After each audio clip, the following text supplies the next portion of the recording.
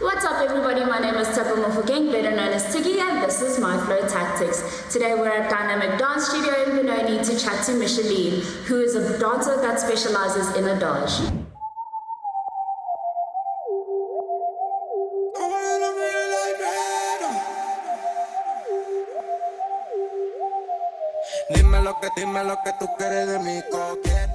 How's it guys? So we're sitting with Micheline today. Micheline, tell us about yourself. So I'm Micheline, I'm 27 years old. I dance professionally, a lot in the corporate industry actually at the moment. So that means I'm quite well versed in a variety of styles, but I specialize in something called Adage, and a lot of people may know that as exhibition. And what inspired you to become a dancer?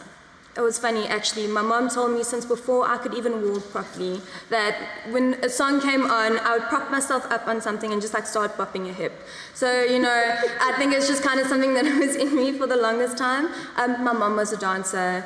My grandmother was a dancer as well. My mom was actually, way back when, sorry mom, a South African disco champion.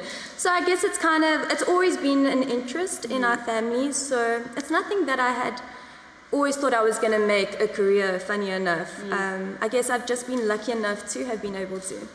Lucky enough to be like part of a long lineage of dancers. Absolutely. Sure, that's wonderful. And how often do you train? So that completely varies. It's dependent on if we have a show, especially when we were competing, we train probably 5 days a week for about 4 hours. It got intensive completely. Yeah. But now with shows, you're often rehearsing, so your body isn't ever being static, it's always moving. But now just to maintain, I would say probably twice a week for 2 hours. Sure. And who has been the most influential person in your career? In my career? You know what? I would have to say it's my mom. Oh, I'm going to sound like such a mommy's girl, I know that. But you know what, the thing is, I have danced on some of the most incredible stages in the world, and it was me who got the recognition, you know, but it was my mum who would drive me from school every single day to far places, and she would wait with me there until practice would end at 9 p.m. And then on the way back home, I'd be doing my homework, and then she'd be making dinner. So she really sacrificed a lot in order for me to be able to dance and for me to be able to live my dream. So I really do feel like I owe it all to her. Sure, guys, we love moms. Moms are literally, love you guys. Literally take Big us everywhere. Over here. And then name a local and international performer that inspires you.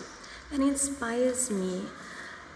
You know what, local is so hard because I feel like South Africa is thriving with incredible talent. We are so diverse and versatile here. It is so hard to pinpoint one, but I must be honest, there's one person that I am just exceptionally proud of. I applaud the way they handle dance, the way they choreograph. They are innovative and creative, and that would have to be Liam Anthony.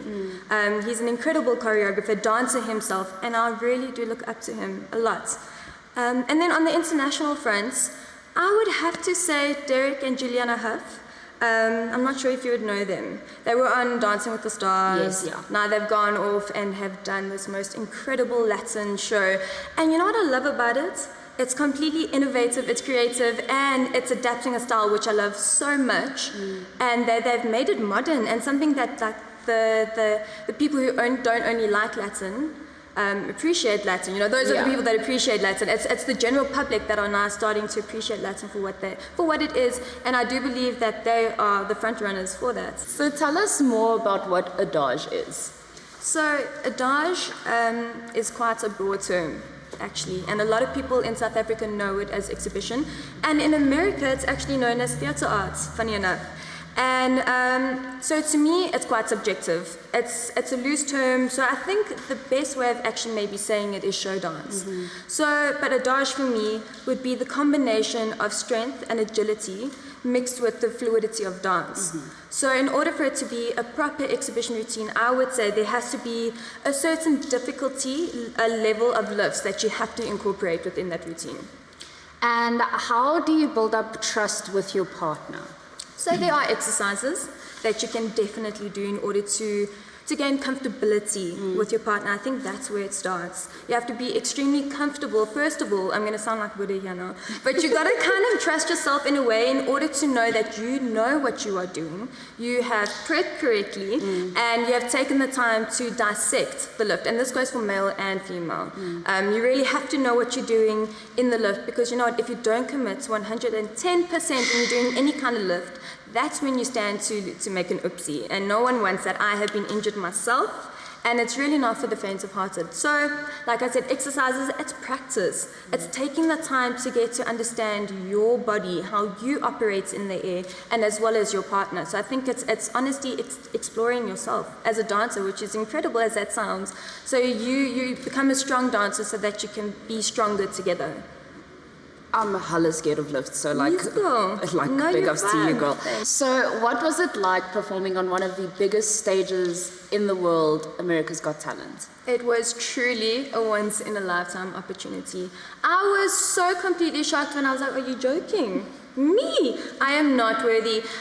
Because, for instance, you get to dance on the most incredible stage. This is Radio City Music Hall, and only the top 26 get to perform for the live rounds, which we made.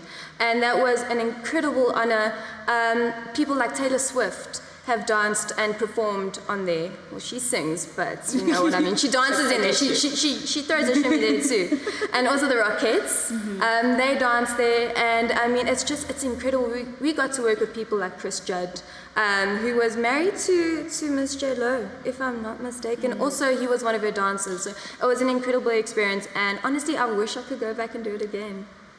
And you've performed in a variety of settings, TV, corporates, and events, and competitions. So which of these were your favorite and why? Okay, so I performed in the Kremlin in Moscow.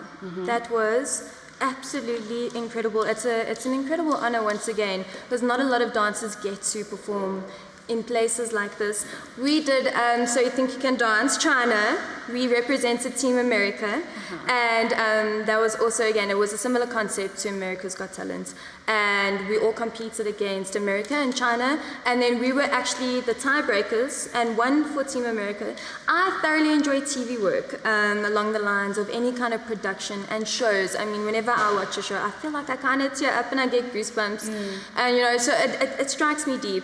So yeah, I definitely think that's incredible. I've danced in the most beautiful of places around the world. I do consider myself to be exceptionally lucky. I still have to pinch myself from time to time. I really must be honest, because like, how can it be me? Yeah. But yeah, I've been exceptionally lucky, and I think, yeah, that's something that I wish to continue into the future. And with regards to dancing, if you could go back in time, what advice would you give your younger self? I mean, I know you said dancing, but I just want to go and tell my younger self that boys are dumb. I know you said, but you know what? Like, don't worry about the external factors in life.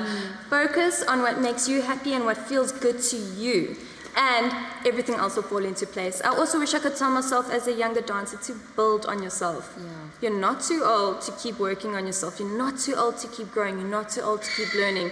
And that's something I've realized now, being a more experienced dancer. That's something I wish I could have told myself then. But it's never too late, and something I shall continue to do now. So what do you have going on at the moment, and where can people find you? At the moment, I have a couple of shows lined up locally. There are some international shows in the pipeline, and then otherwise, I have a couple of projects that I am working on for this year, so that is all very exciting. And yeah, social media is where you can check me out, so come have a look and see what it's like to be me in a little bit. Amazing. Okay. Thank you so much for joining us today, Micheline. It's been such a joy chatting to you. It's been so wonderful. Guys, go check out Micheline on social media. Thank you for watching this interview. Thank you guys for watching today's episode. Thank you to Micheline for joining us for a chat. Thank you to Dynamic Dance Studio for letting us use their wonderful space. If you want to be featured on My Flow Tactics or know someone who wants to be featured, all our information is on Instagram. If you would like to see more of us, subscribe and click the bell. My name is Tiggie, and this is My Flow Tactics. Salir y se suelta cuando baila reggaetón pa' mí que muñeca me gusta salir y seducir.